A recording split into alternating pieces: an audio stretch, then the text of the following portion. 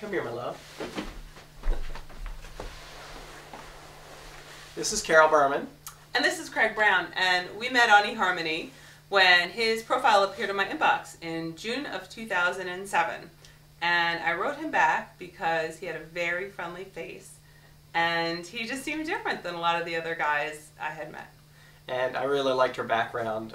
One of the things that's great about eHarmony is that they do screen for candidates, so that unlike Match.com where you're getting tons of people randomly as if you were in a bar, eHarmony, at least I knew her background was very similar to mine. We had a lot in common, similar academic backgrounds, and I think that helped us get closer faster early on.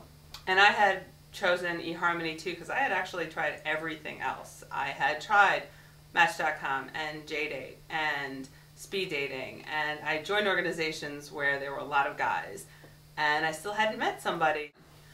Craig and I live exactly 112 miles apart. I live in New York City and he lives outside Philadelphia, but it never really felt like it was very far from each other. No, I mean, the fact that I live on the train line, I think makes a big difference. In fact, our first date I planned for New York City. We met at Columbus Circle and it was really fun. Then we walked to a restaurant. When I first met Carol, she was had a lot more energy than I expected. Most women are a little bit more demure. Carol's not demure. Craig is the nicest man that I've ever met. We just kept walking up the Upper West Side and ended up by the Museum of Natural History, and it was very, very late. And that's where we had our first kiss. And then the sprinklers came on. Which was kind of cool, actually. It was kind of like a movie. It was a good way to end the date. Carol's one of the most adventurous people I know, and it's been really exciting getting to know her because she's introduced me to parts of New York and Philadelphia that I've never seen before. She's also helped me get to know myself better. I can definitely be more spontaneous than Craig is, but usually he'll come along for the ride. He's really open-minded. My sister liked him, that was key. She actually said to me, "Don't screw this one up." Carol has a lot of energy, and she can be exhausting. Craig is actually much more laid back than me, and I think that's really a good thing. It's really healthy. It kind of brings me down when I get kind of type A. I think I knew I was in love with Carol when she had planned a trip for me to Chicago for my birthday. I love Chicago, and the flight didn't work out because there was bad weather, which there often is in Chicago, and we spontaneously came up with this trip to Washington instead. We just said we'll jump in a car and go to Washington. And so I think her sense of spontaneity and her flexibility, and she's very optimistic, and I think that really came through in that experience. And I said, you know, this is somebody I want to spend the rest of my life with. And of course, a year and a half later or so, when it came time to propose, we had made another trip to Washington for Thanksgiving weekend. And so we chose that opportunity, or I chose that opportunity to propose to her.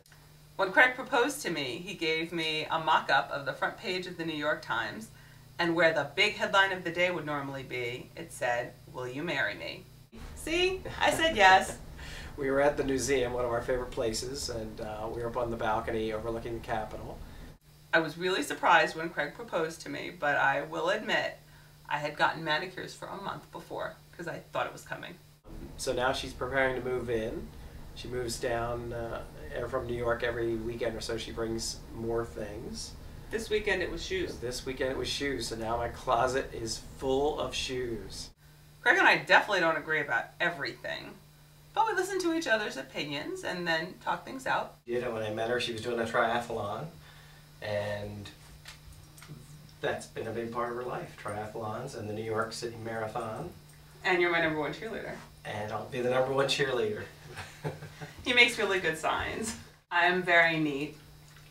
And I'm exceedingly neat. You lie like a rug! You lie, that's so not true. I have a different form of organization. It's more paper-based. I think one of the things I'm looking forward to most is her moving in, because then we can just travel for ourselves and not for necessity. But I think also we're learning about each other. We're finding out. I don't know. What are we finding out? that she throws out my stuff if I'm not careful. If I turn my back for just a second, it's gone. We have a little bit of an Oscar Felix dynamic. Who's who? I'm Felix. I guess that makes me Oscar. So, those t-shirts I had in the 80s that I really liked, I don't have them anymore. But that's alright, because now I have Carol and Cooper. Is that okay, buddy?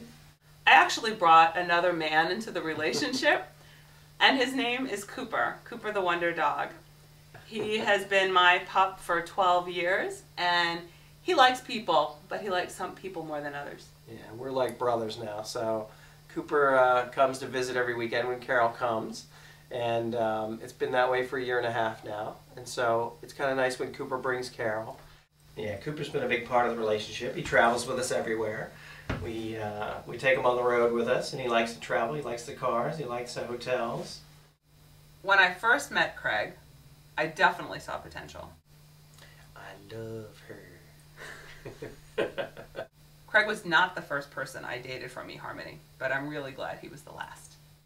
So now we're planning our wedding, and we're actually having a really good time with it, despite all the horror stories you hear about wedding planning. It's gone really smoothly, and Carol does most of the planning, of course, but I've enjoyed it a lot more than I expected to, and we selected the band and the venue and the photographer, and I really like the venue. I just have to figure out what to wear now. Oh, you look good in anything, darling. Oh, baby.